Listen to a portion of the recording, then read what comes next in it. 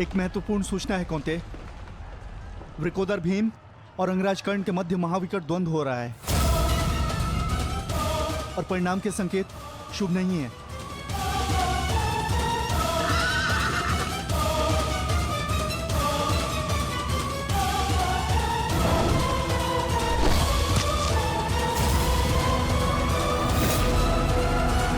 माता, रथ को भ्राता भीम की ओर ले चलो।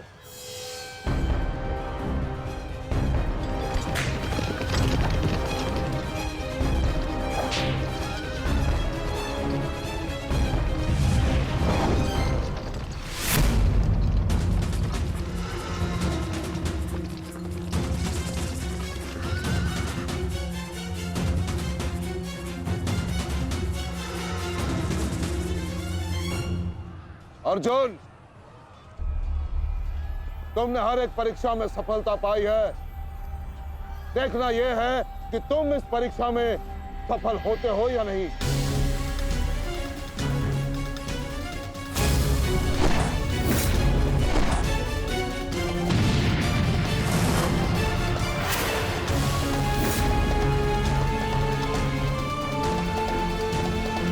धृष्टद्युम्न, रथ अर्जुन की ओर से आचार्य द्रोण का ध्यान हटाओ। सारथी, आगे बढ़ो।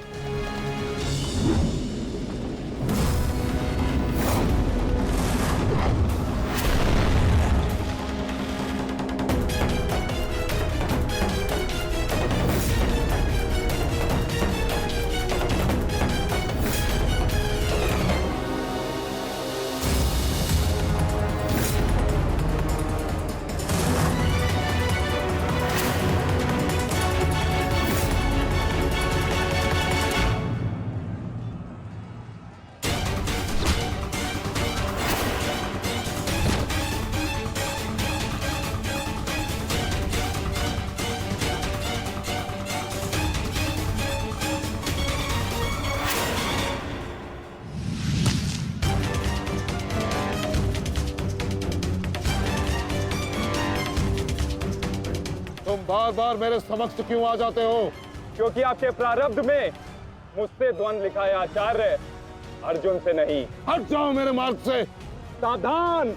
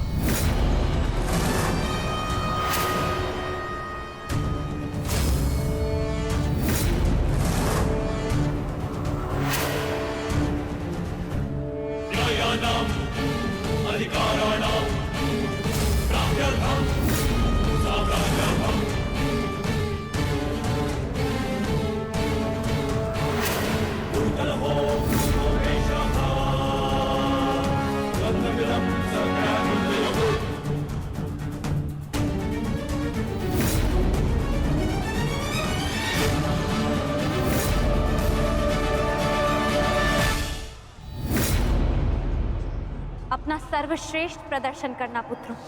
अपने पिताओं की प्रतिज्ञा को स्मरण रखना और अपनी माता के अपमान को मत भूलना। पुत्र, ये धागा तुम्हारी हर विपदा से रक्षा करेगा।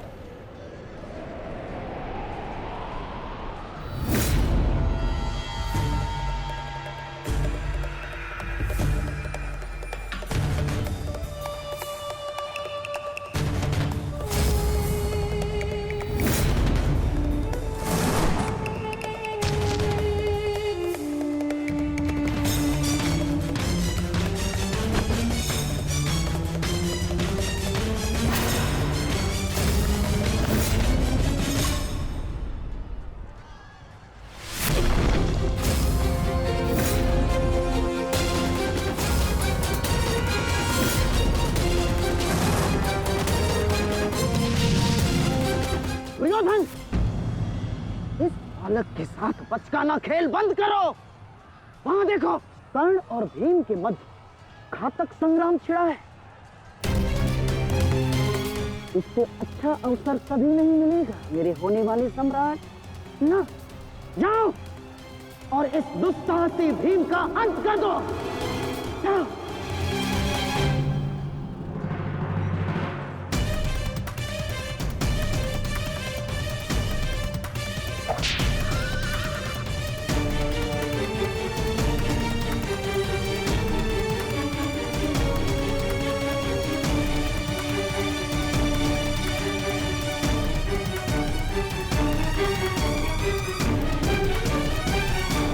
रेखा पार नहीं कर पाए, आज तुम किसी और कौरव का वध नहीं कर पाओगे।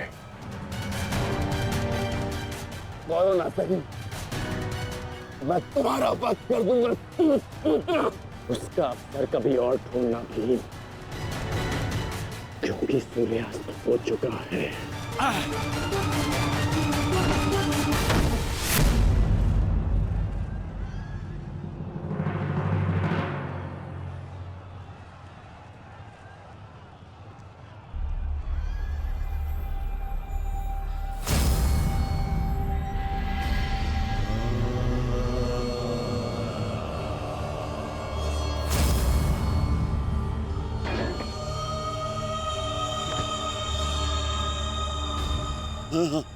अनुज, मुझसे बात करो। तुम्हारा चेष्टा है, उत्तर दो से।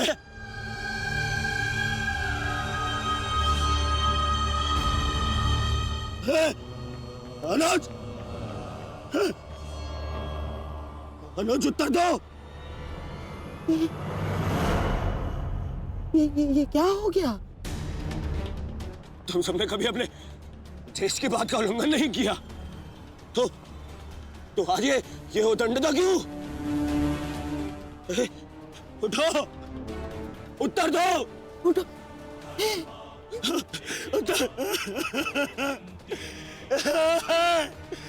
बात करो मुझसे।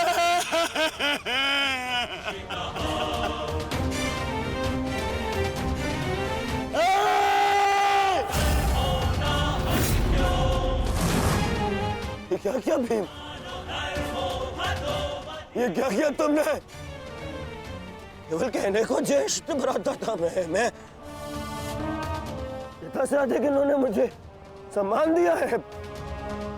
ये चाहते थे कि अपने कंधे पर उठाकर मुझे सम्राट के सिंहासन तक लेके जाएंगे। बस तुमने मुझे विवश कर दिया। मैं इनकी अर्थी को कंधा दूं।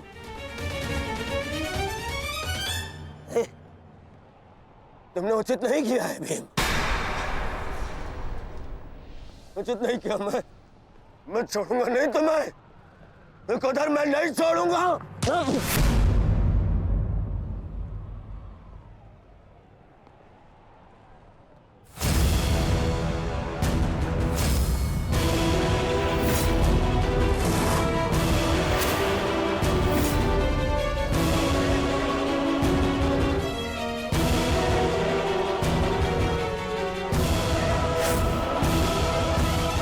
शांत युवराज, युद्ध के नियम के अनुसार आज का युद्ध संपन्न हुआ और इस समय प्रहार करना वर्जित है।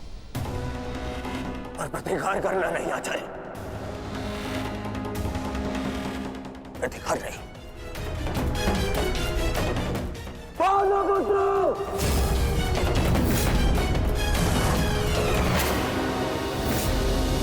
अपने इन 5 भाइयों के निर्मम हत्या का प्रतिशोध लूंगा मैं। किसी एक को भी जीवित नहीं छोड़ूंगा मैं। ये मेरा वचन है। मेरी प्रतिज्ञा मत भूलो दुर्योधन। तो नियति तुम्हारे 5 भाइयों की हुई है, वही नियति तुम्हारे शेष 95 भाइयों की भी होगी। दुर्योधन! मैं नहीं छोड़ूंगा। राजा भीम रुक जाइए। ये सही समय नहीं है।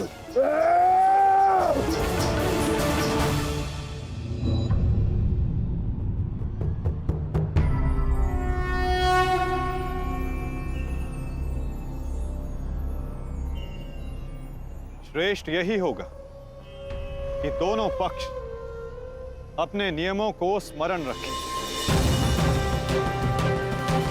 सूर्यास्त हो चुका है और उसके साथ ये युद्ध भी समाप्त हो चुका है। आप दोनों अपनी भावनाओं को कल के लिए शेष रखें और वही उचित रहेगा।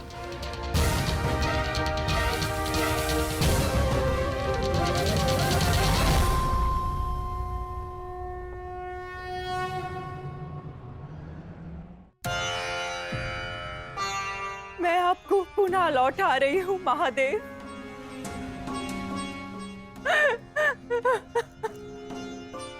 आपने मुझे 100 पुत्रों को आशीर्वाद दिया था और आज मुझे उन्हीं पुत्रों की मृत्यु का दुख भी दे रहे हैं।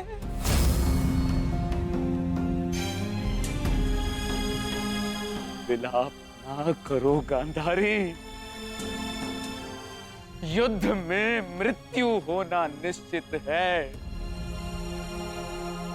कभी स्वयं के पक्ष के योद्धाओं की और कभी विरोधी पक्ष की। ईश्वर को दोष मत दो। ईश्वर का धन्यवाद करो कि तुम्हारे पुत्रों को वीर गति प्राप्त हुई है। आपके मन को समझाने के लिए ये तर्क पर्याप्त हो सकता है आर्य, परंतु मैं क्या करूं? मैं तो एक माता हूं ना। मेरे तप के बदले महादेव ने मुझे ये आशीर्वाद दिया था, तो फिर ये मेरे तप का फल मुझसे कैसे छीन सकते हैं? कैसे आर्य? पूछे इनसे, इन्होंने ये अनर्थ क्यों होने दिया? जो पहले मुस्कान दी तो फिर बाद में आंखों में अश्रु भर दिए। ऐसे ईश्वर नहीं चाहिए मुझे, नहीं चाहिए। दासी, तुम इस शिवलिंग को इस कक्ष से, इस महल से बाहर कर दो। मुझे नहीं चाहिए कोई प्रभु, कोई मंदिर, किसी चीज की आवश्यकता नहीं है मुझे। तुम्हें जो उचित लगे तुम वो करोगा। मैं वो करूंगा जो मुझे आवश्यक लगता है। रथ सज्ज करो।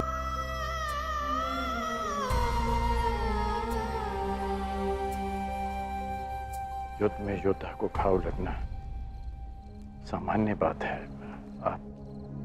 आप चिंतित मत होइए। मैं जो भी कर रही हूँ अपना कर्तव्य समझकर नहीं, बल्कि पश्चाताप समझकर कर रही हूँ। एक पुत्र को खोने का कष्ट, उसकी पीड़ा एक माता ही समझ सकती है। मैं भी एक माता हूं, परंतु दुर्भाग्य से इस अनर्थ को रोकने में सक्षम नहीं हूं। इसलिए लेप लगा रही हूं अपने मन के घाव को, थोड़ी शीतलता देने का प्रयास कर रही हूं। पुत्र, तुम दुर्योधन के पास जाओ।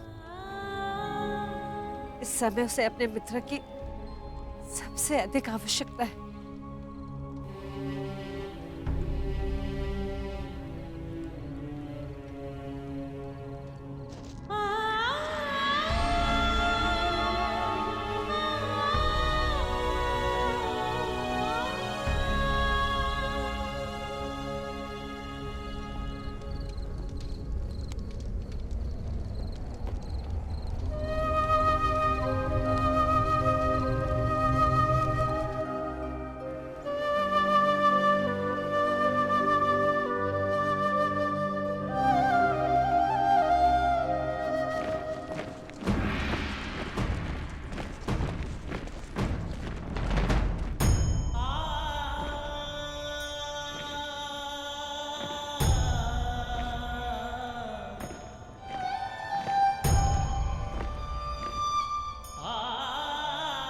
पिताजी।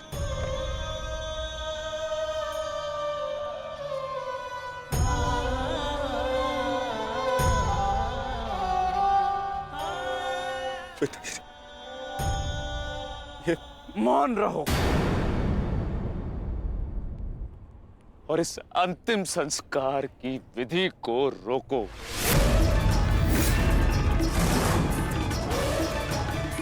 मेरे पुत्रों का अंतिम संस्कार नहीं होगा।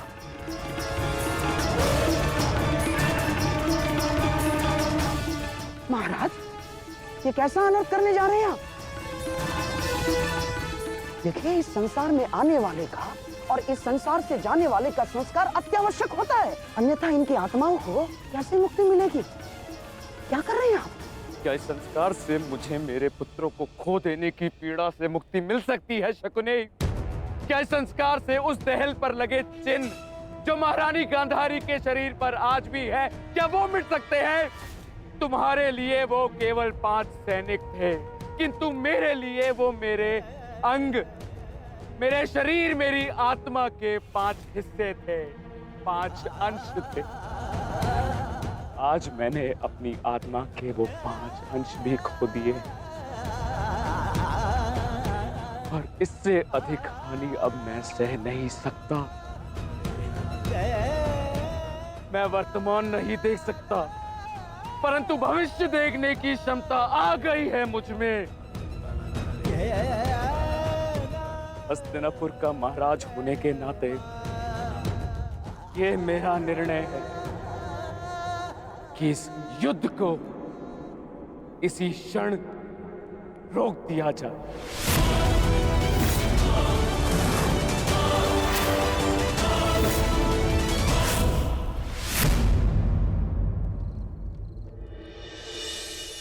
पिताश्री,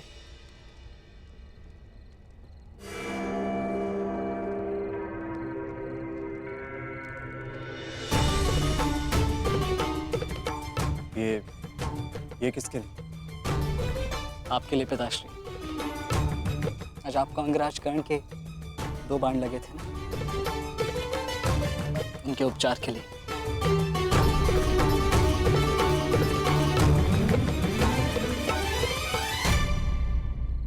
मुझसे अधिक घाव तो तुम्हें लगे हैं पुत्र।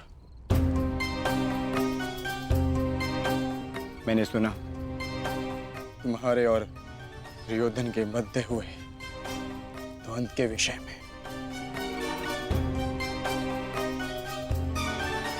तुम्हें ऐसा नहीं करना चाहिए था अभिमन्यु। दुर्योधन एक दुर्जय योद्धा है, शक्ति में, अनुभव में तुमसे कहीं अधिक। तुम्हें सावधान रहना चाहिए। पिताश्री उचित कह रहे हैं आर्य।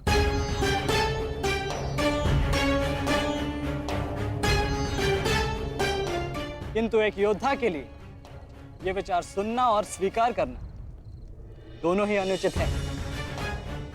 और छिपकर 2 योद्धाओं की बातें सुनना भी अनुचित है उत्तरा। इसलिए यहाँ आओ।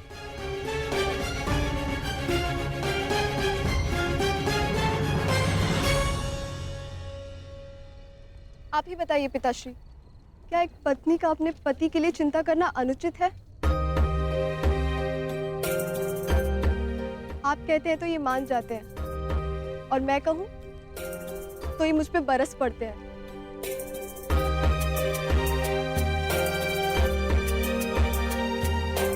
आप ही ने कहा था ना कि काका श्री दुर्योधन के साथ द्वंद्व करना इनके लिए उचित नहीं है।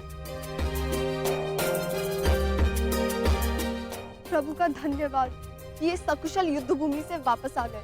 अगर कोई अनहोनी हो जाती तो? योद्धा यदि वीर गति को प्राप्त करे तो ये उसके लिए गर्व की बात होती है उत्तरा, अनहोनी की नहीं।